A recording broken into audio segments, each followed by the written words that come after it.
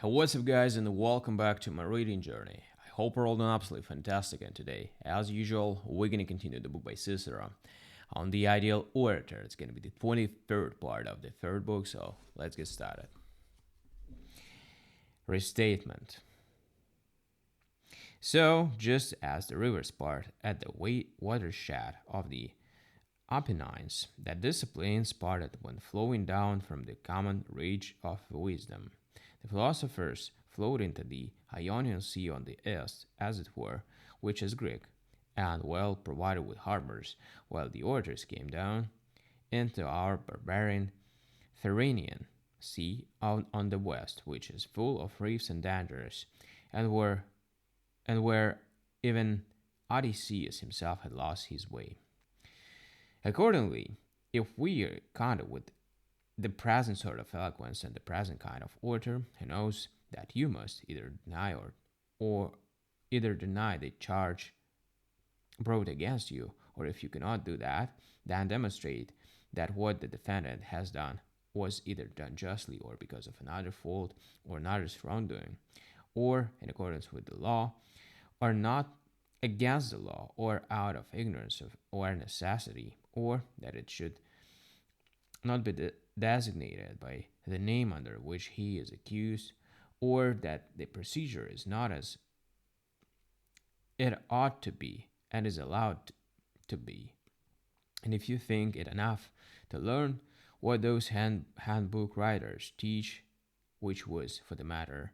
expounded by Antonius with much more distinction than by those people themselves, and with more fullness too, I say, if you are content with all of this, and even with the things that you wanted me to tell you, then you are driving the orator away from the vast and immense field and forcing him into pretty narrow circle. If, however, you want to follow the famous Pericles of old, or if you want to follow Demosthenes, who is more familiar to us because of his numerous writings, and if you have come to love with splendid and outstanding appearance and the beauty of the perfect orator, then you must master the power of Carneades or that of Aristotle. For as I said before, those great men of the past, all the way down to Socrates, used to link the principles of oratory with the entire study and knowledge of everything that was relevant to human conduct, to human life, to virtue, and to the state.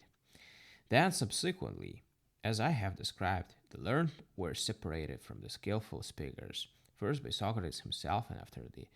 after that, likewise, by all of Socrates' followers. The philosophers despised eloquence, and the orators wisdom, and each side did not so much as touch what belonged to the others, except for what each borrowed one from the other, whereas they would be drawing jointly from their common source had they preferred to remain in their former partnership. But it is just as with the priests of the past, because of the great number of sacrifices, they wanted there to be a committee of three banquet supervisors, even though they had themselves been appointed by Numa to conduct the sacrificial banquet at the games as well. In the same way, the followers of Socrates dissociated the pleaders of cases from themselves and from the shared title of philosophy, though the ancients had intended there to be an amazing sort of communion between speaking and understanding. Alright, guys, so we've done with another part, and we're going to continue tomorrow as usual. So, thank you, see you, and bye.